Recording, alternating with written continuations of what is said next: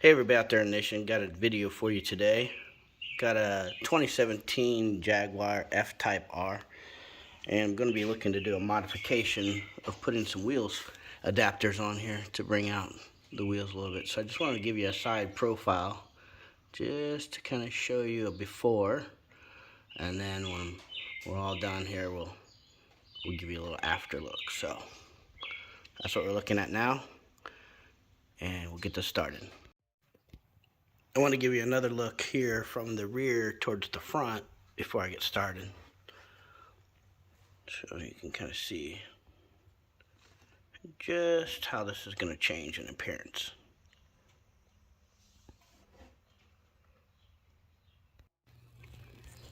Okay, so the first thing that we want to do is go ahead and get this jacked up. Now if you look under here, you'll be able to see like 3 screws or bolt heads right there.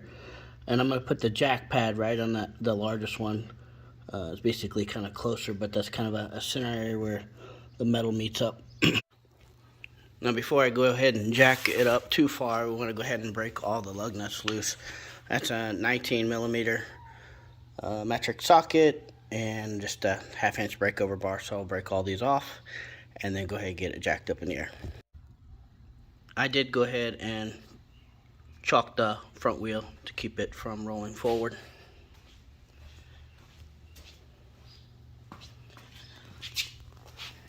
That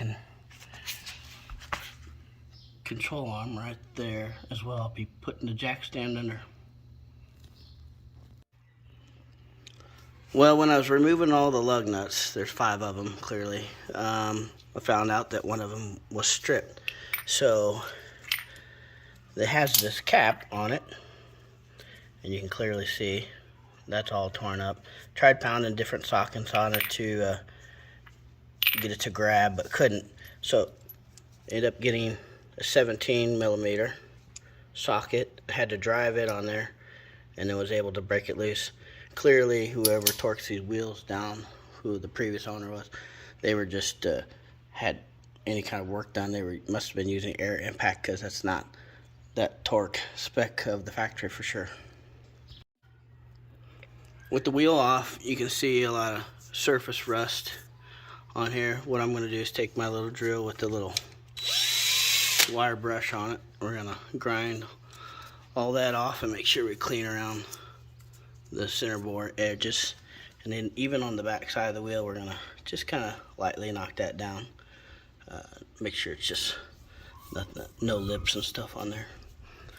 And that's what we'll do next.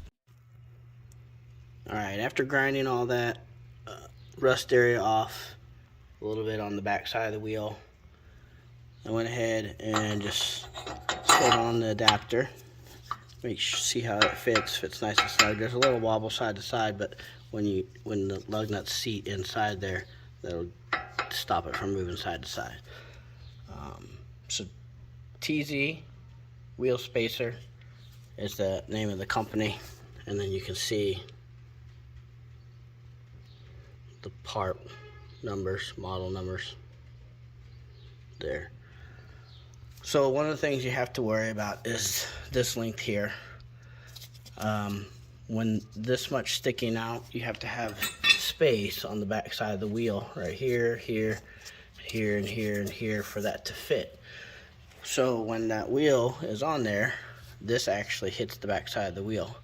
So we're going to end up cutting all this dead space off right here with just the wheel grinder, and that'll give us that clearance that we need to put the wheel back on. You're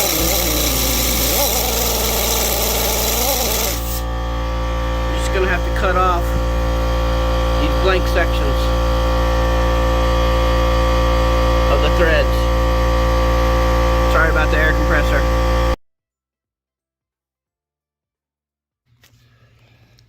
So this is the key to making the whole thing work. You want to make sure that you get all those blank end sections of the wheel lugs ground off. Now what I had and screwed on the adapter nuts, and then I would come back and I'd make them flush and make sure that my cut was was straight up and down, or whatever direction I went, and then ground it. Use the same wheel grinder, grind it so it's nice and flush. No issues there. So I have all 5 of those done. The next part is the bore. So the wheel cylinder bore has a lot of paint around here, and the wheel spacer or adapter, this is super tight tolerance, so it was really tight to get in. So I just went ahead and took a little bitty file like that and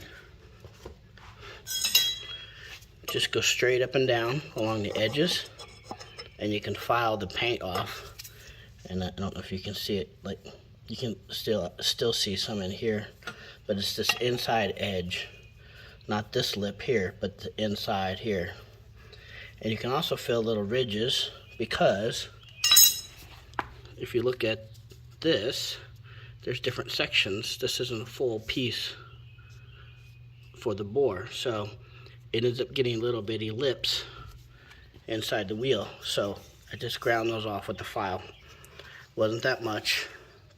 You can just keep checking it, and then you get your adapter, press it in, and then you can see this nice and smooth, and it snaps in really well. So now we're going to go ahead and start putting the adapter on. Alright, I have the adapter on, nice and flush. Then we're going to go ahead and just start all of our nuts down, and then I'll start snugging them with the 19mm. And we're going to do a star pattern, or crisscross. So 1, 2, 3, 4, 5. And then we'll go through that sequence twice. Maybe even 3 times. And I'll be using a torque wrench. And you should hear it click off each time to let me know that we're there, nice and solid. Everything's all torqued down. I went to 95 foot-pounds. I think that's what I've seen online. Might vary with what you find, but 95 is what I went with. And these are 15mm, hence the 15 here, 15mm spacers. And I'll give you we'll go ahead and put the tire on and the wheel and give you a finished look. Okay, wheels on. Let's come around here to the back. Let you kind of see a view down here, down the side here. Alright folks, that's going to wrap it up for this video. I'll post up the before and afters, but it looks like it's actually supposed to be this way, so feel free to subscribe, like the channel, share, and I'll have more coming at you in the future. Thanks.